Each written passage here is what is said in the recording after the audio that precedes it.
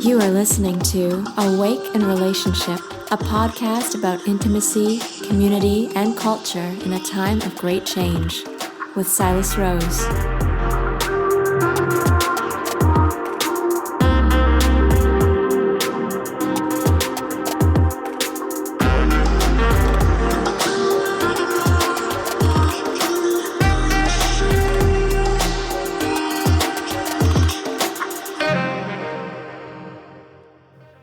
Hello and welcome, friend. My name is Silas Rose, and this is Awake in Relationship. In the immortal words of Esther Perel, the quality of our life ultimately depends on the quality of our relationships. Perhaps this is why breaking up feels so existential. The most intoxicating love affairs are a combination of potent biological imperatives and a generous pinch of fantasy. I haven't tried cocaine, but I hear it's pretty close to the rush of falling in love. For anyone that's loved and lost, you know how bad it hurts when the fairy tale ends. We don't usually begin a relationship with the end in mind, which is what I wanted to explore in this episode. In some sense, heartbreak is the price we pay for love, but that doesn't mean we have to suffer. In the wake of a breakup, grief is a gentle voice in the wilderness, calling us back to our most primary relationship, the one we have with ourselves. In this episode of Awake in Relationship, I welcome back returning guest, Mel Cassidy, who is a relationship coach who focuses on ethical non-monogamy. In this conversation, we talk about the tender art of breaking up and how to care for a broken heart. We also discuss how to know when it's time to leave a relationship and some principles to follow for a compassionate and clean breakup. Stay tuned.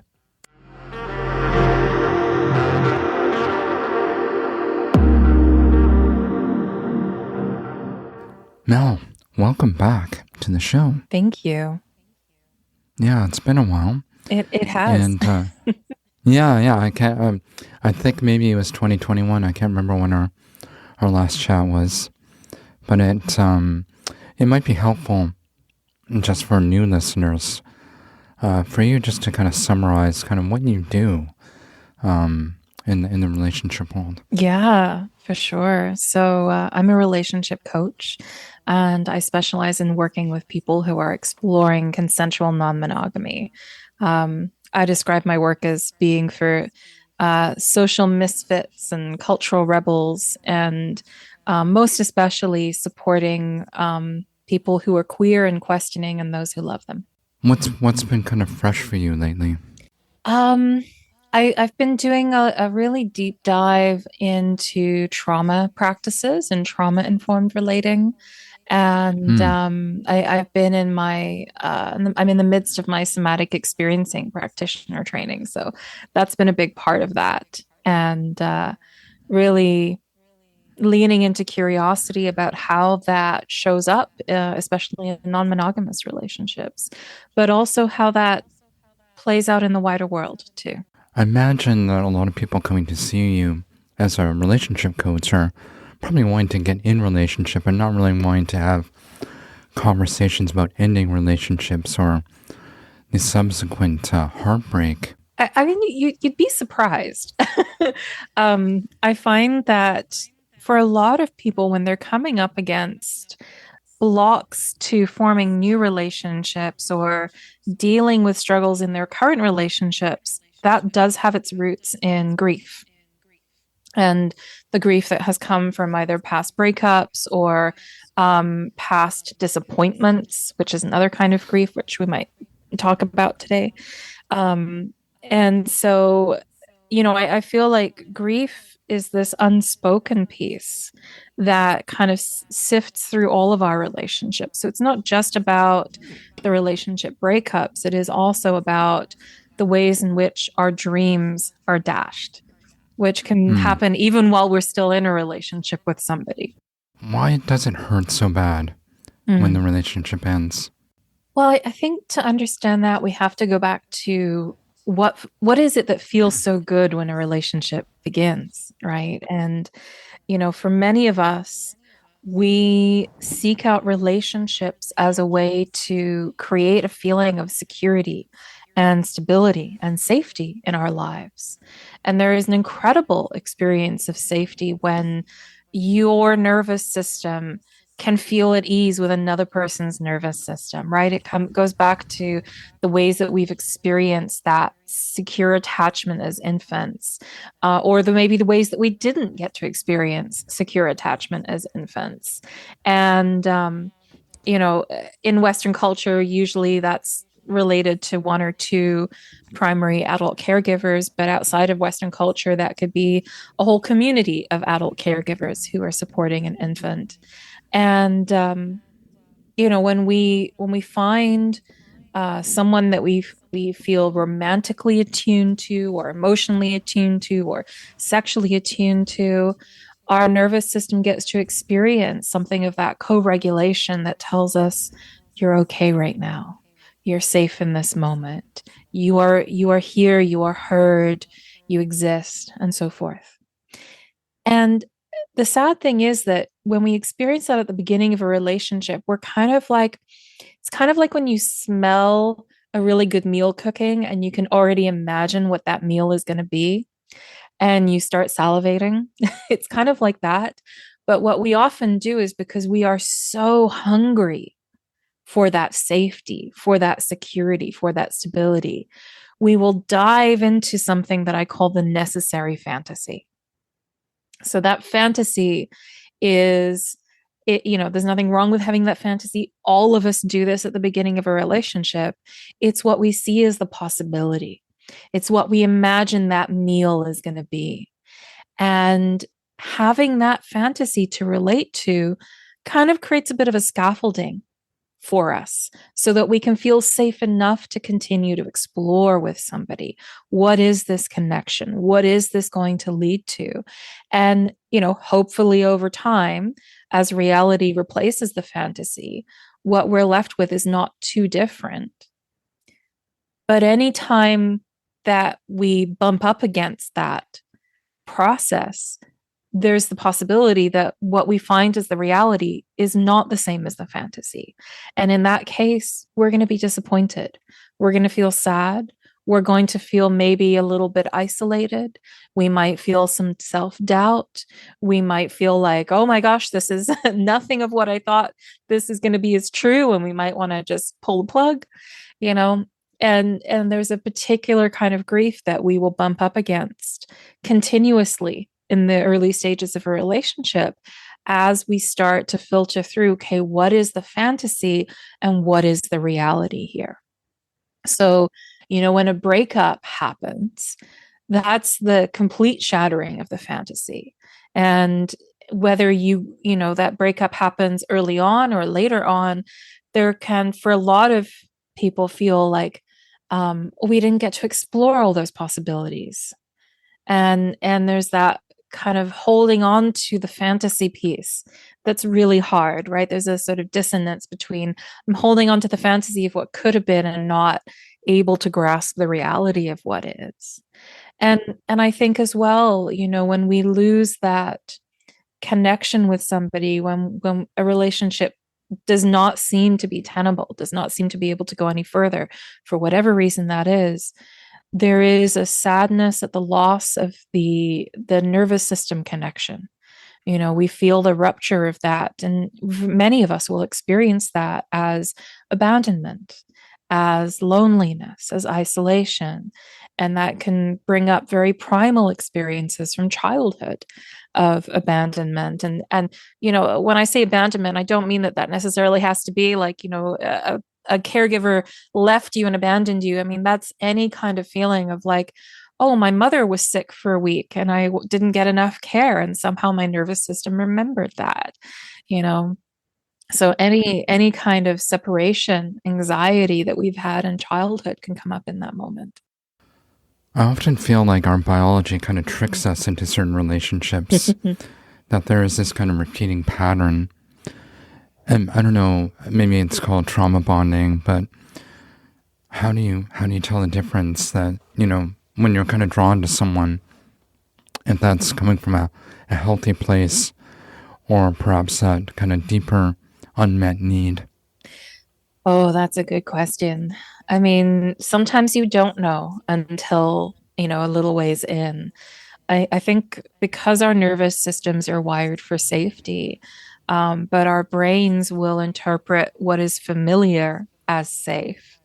We will inevitably be drawn to that which feels familiar and go, I'm familiar with this. It may seem completely out there and wild and unpredictable, but I'm familiar with that kind of wild and unpredictable, and I know how to navigate that. So let's go for that rather than this is actually healthy, which I think for many of us is very unfamiliar.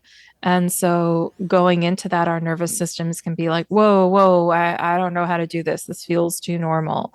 This feels too weird. I don't know this. I've never had this experience before. Hmm. Um, and learning, I think coming to grips with that in ourselves can be a bit of a journey, and learning how to navigate the unfamiliar healthy can take time. And it's a journey that's definitely supported with the work of, therapists, somatic practitioners, coaches, whoever you've got on your team. I'm curious what the neuroscience says about the process of falling in love and consequently falling out of love.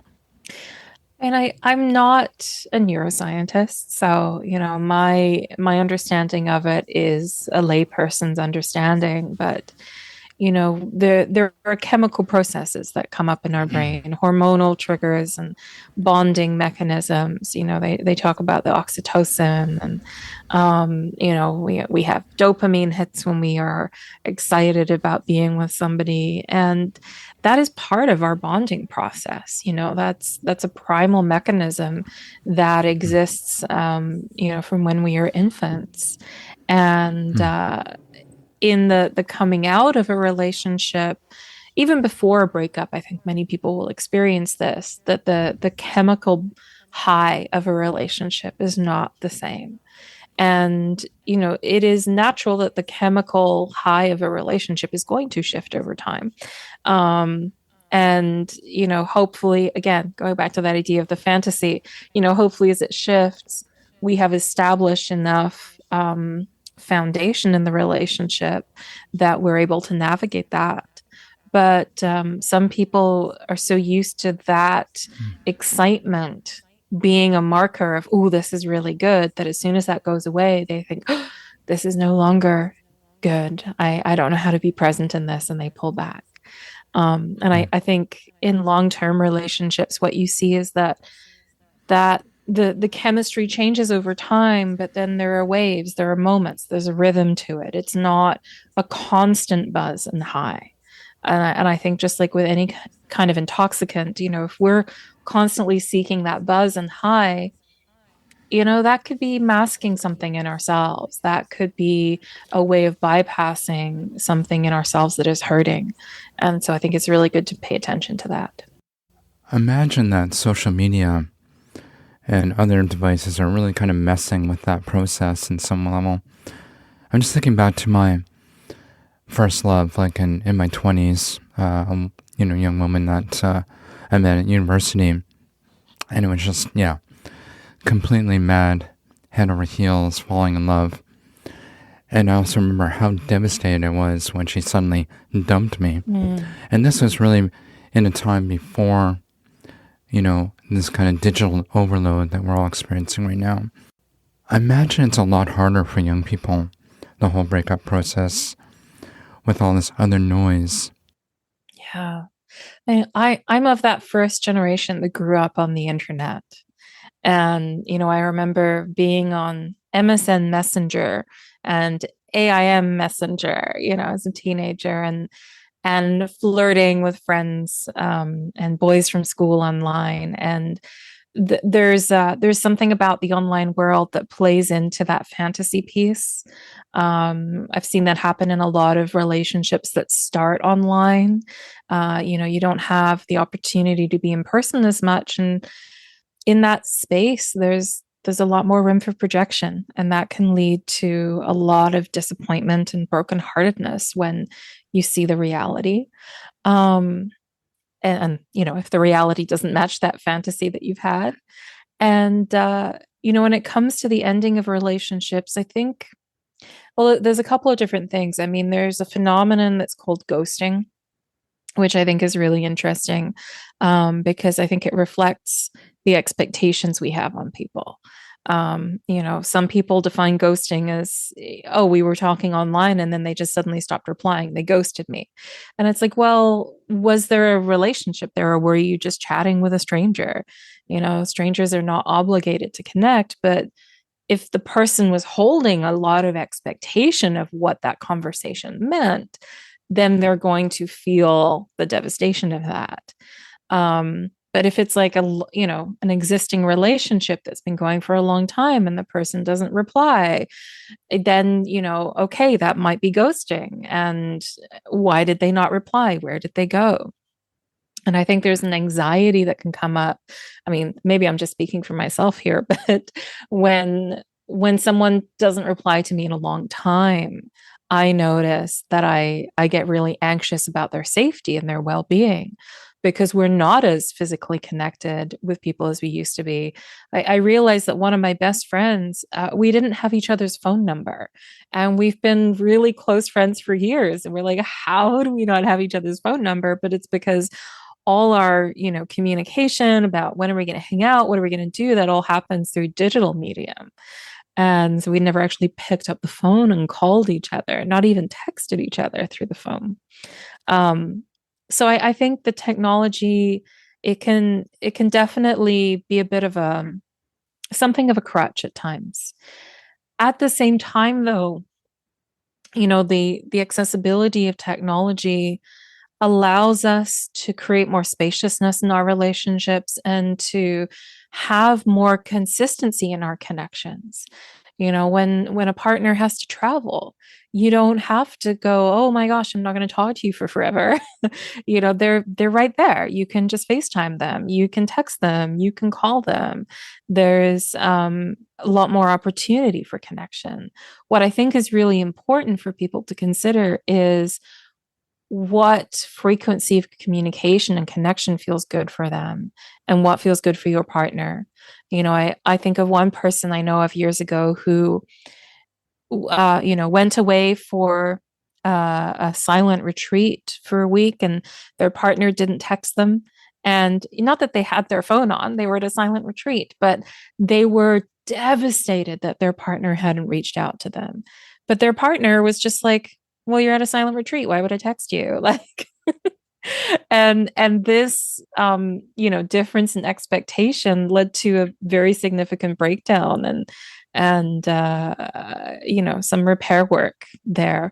So I think it's really important that we figure out what our own relationship is to technology, and then we can communicate that to whoever we're in a relationship with, so that they understand what the expectations there can be. Is it fairly common for people to, say, break up over text? Yes and no. I think that there are some people who will gravitate more to breaking up over text. I think that's more when we're younger. I think that's more, younger adults, when we don't have as much what might be called like emotional intelligence. We haven't figured out those things yet. It can be very scary to break up.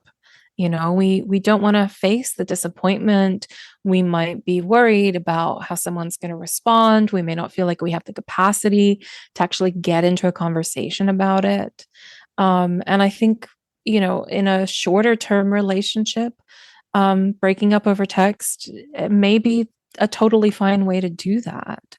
I think, if you break up over text, at least make space for conversation later, at least say why you're doing it by text. If it really is like, I'm overwhelmed right now, I don't know what else to say, but like, I could maybe talk to you about it again in a month. That I think would be a softer way to do that. So when a relationship does come to an end, especially a long-term relationship, it really surfaces a lot of, kind of somewhat unconscious emotions. It can be really surprising what comes up. Mm-hmm. Often it's anger. That's pretty straightforward, but more to the topic of today's conversation, underneath the anger can be a lot of grief, which is incredibly nuanced and non-linear.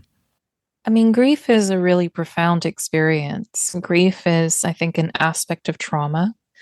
And grief, you mentioned anger, and anger is an aspect of grief. That's one of the things I've really learned in the last few years, is that anytime any of us are angry, there's probably grief underneath that anger somewhere. And that grief is about loss. And many times it's an experience that is actually, we're losing connection to ourselves. There's something about our self experience, something in our own personal relationship landscape, relating back to us, that we have lost. And I think there is a natural process of grieving, of just feeling that loss. And, Elizabeth Kubler-Ross talks about the 5 stages of grief, and they're anger, bargaining, denial, depression, and acceptance. And that's not a linear journey. It can happen in any order. And so all those emotions we feel at the end of a relationship, like, we may have already been in the bargaining stage before the relationship ended. I see many people go through that. We may have already experienced some of the denial. We might also experience that after a breakup and be like, oh, maybe we could get back together. Maybe if they just did this one thing, or if I could change. And, we try to negotiate that. And there's an emotional roller coaster that goes along with that.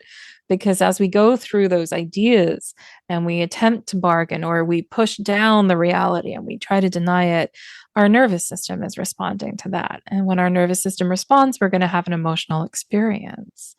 And then, the depression, I think, is the setting in of that loss, of going, oh my goodness, there is something that I was so used to having in my life in the shape of this person's presence. And I don't know what I'm going to do without that. And when that comes in, I think that's an invitation for us to reimagine ourselves, to reimagine our path forward. I think of some of the more difficult breakups I've had in my life. And I had one, like many people, I had a breakup during the pandemic where it felt like everything in my life just kind of, like an earthquake went through and shifted everything in the land. And, in that space of sadness, I really had to go, okay, so where do I go now? How do I reconnect to joy in this?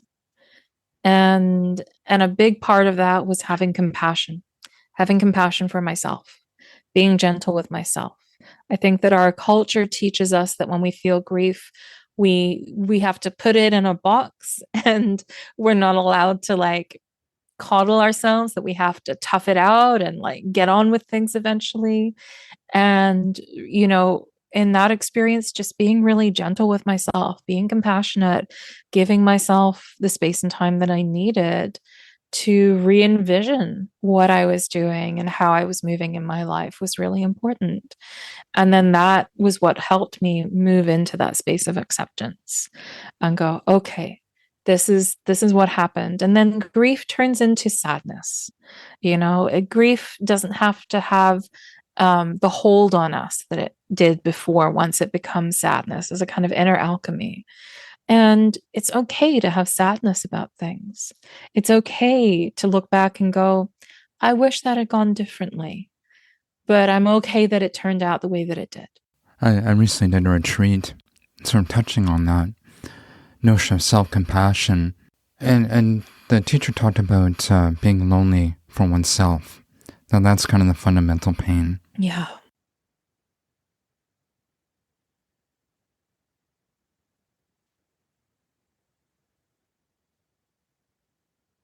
It was a lot about taking care of myself, and making choices to do the things that would nurture me. I think that, a trap that many of us fall into in relationships is thinking that the other person is going to complete us.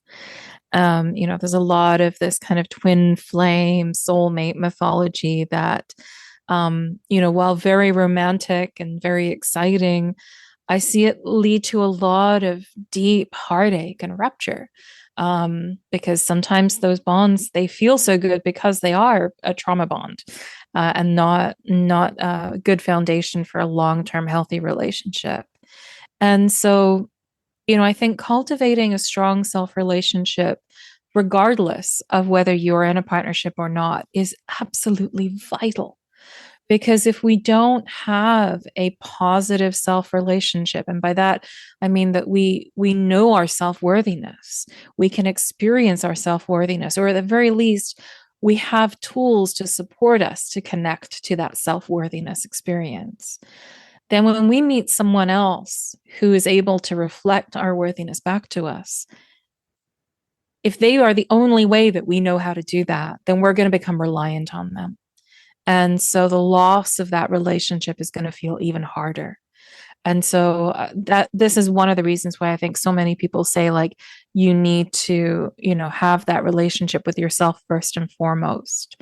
And that doesn't need to mean that you have to, like, completely love yourself. There might be things about yourself that you are not so keen on.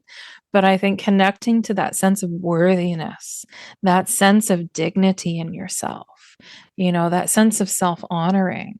One of the questions I will ask some of my clients lately is, how can you put yourself first? How can you prioritize yourself in this situation?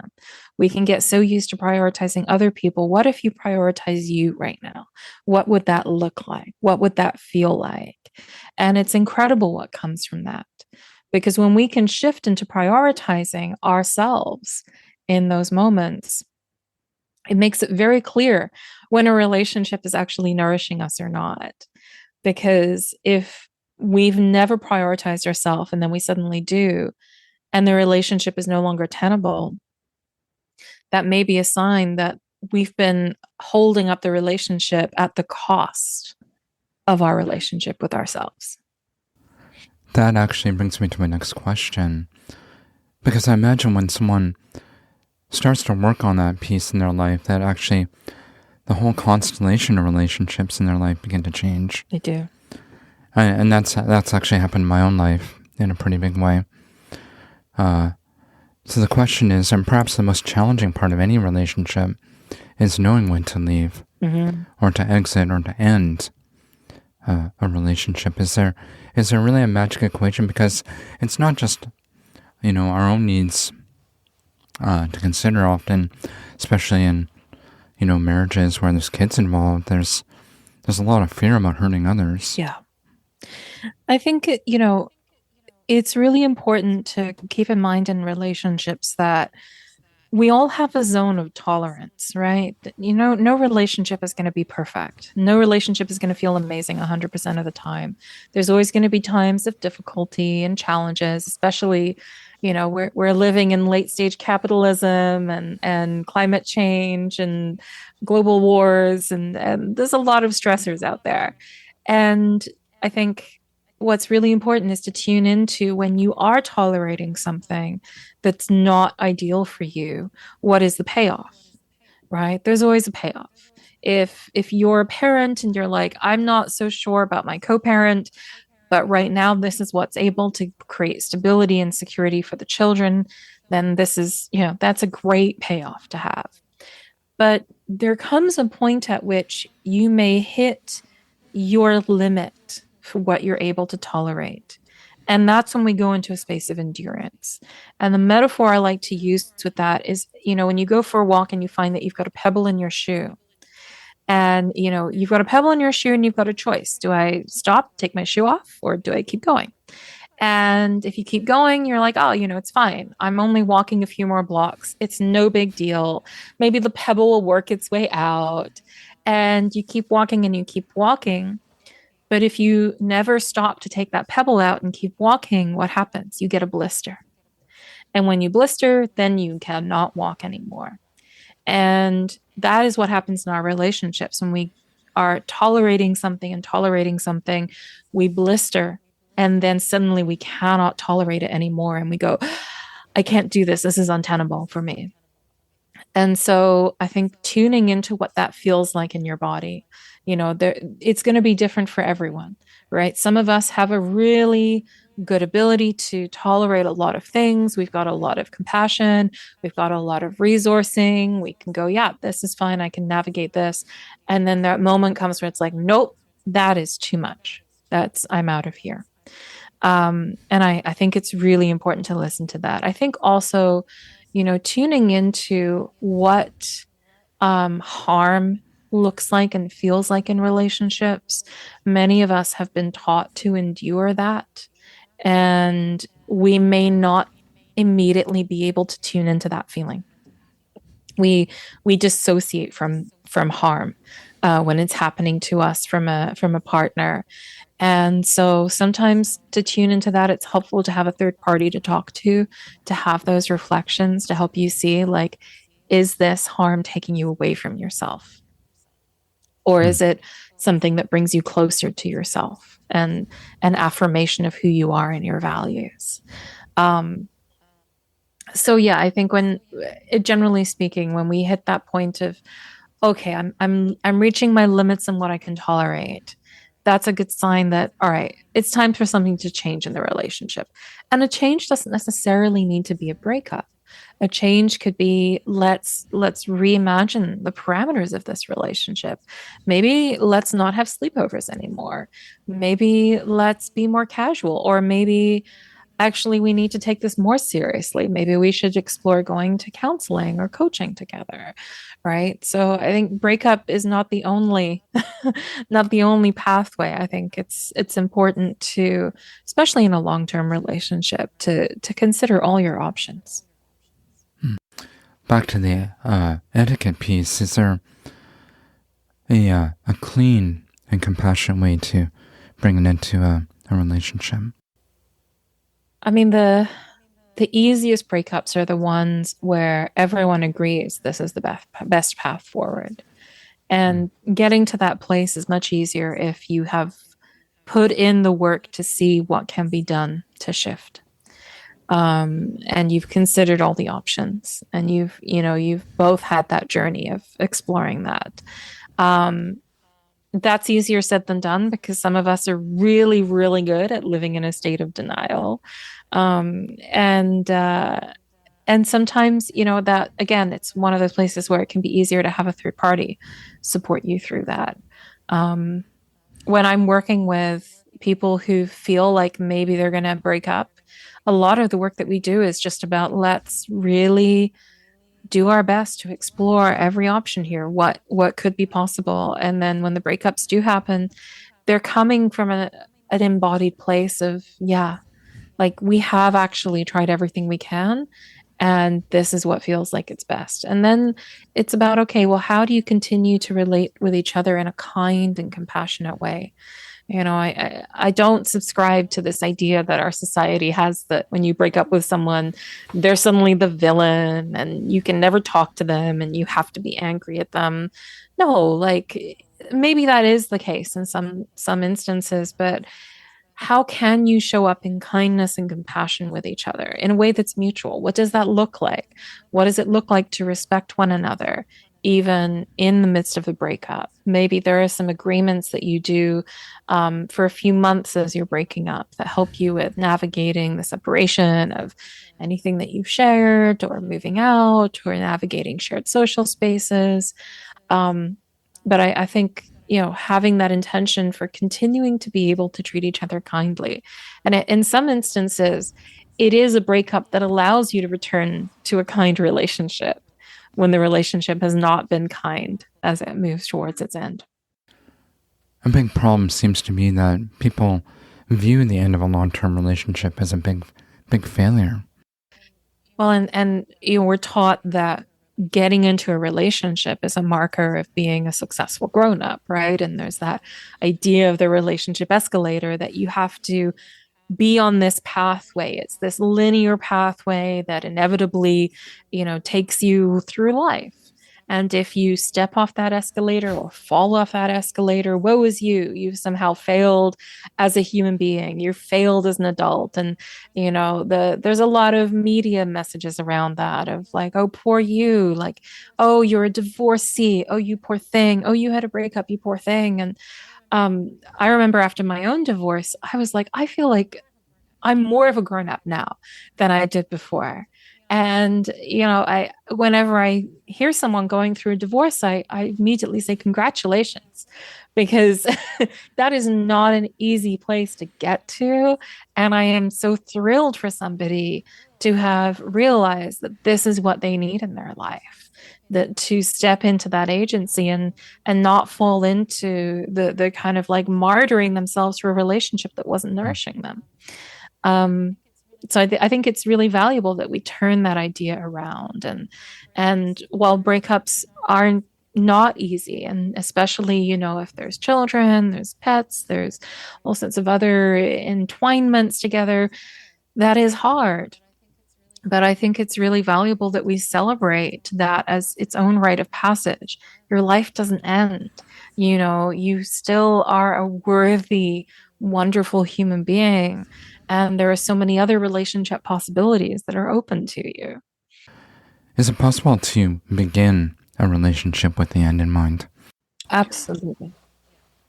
Yeah, absolutely. And I think it's a really good way to start a relationship. It may not be a conversation to have on the first date, but I think once you get to like 3 to 6 months into a connection, if you feel like this is something that has legs that can keep going, then I think it's good to talk about what are your long-term visions and how do you want to show up for each other if that doesn't work out, and we can make all the agreements we want to, and whether we can stick to them or not, who knows? But at least having that conversation. And sometimes that can look like talking about how you have related with past partners. What kind of relationships do you like to have with people after a breakup?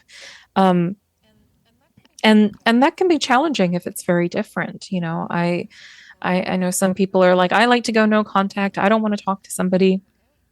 Okay. Some people like, I want to be able to maintain at least an amicability with past partners.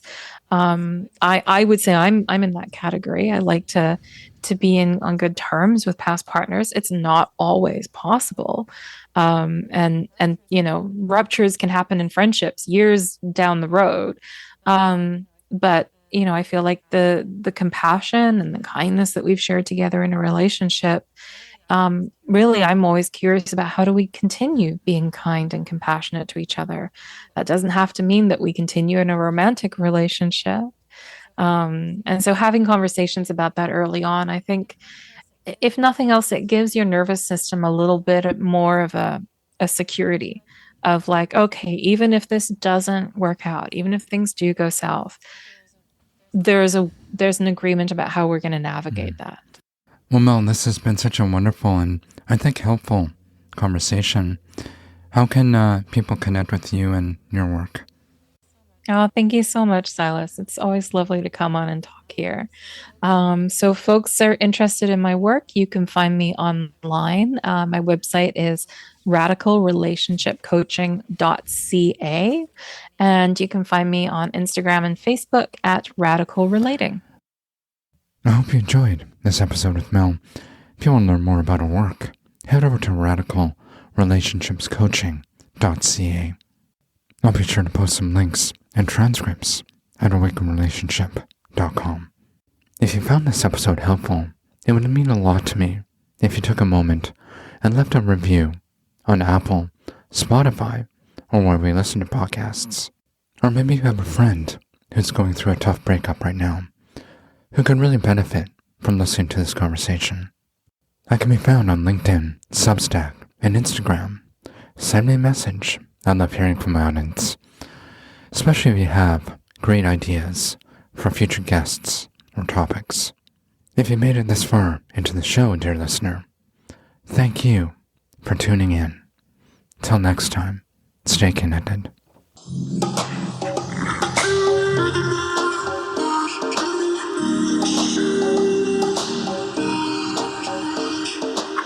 Thanks for tuning in to this episode of Awake in Relationship.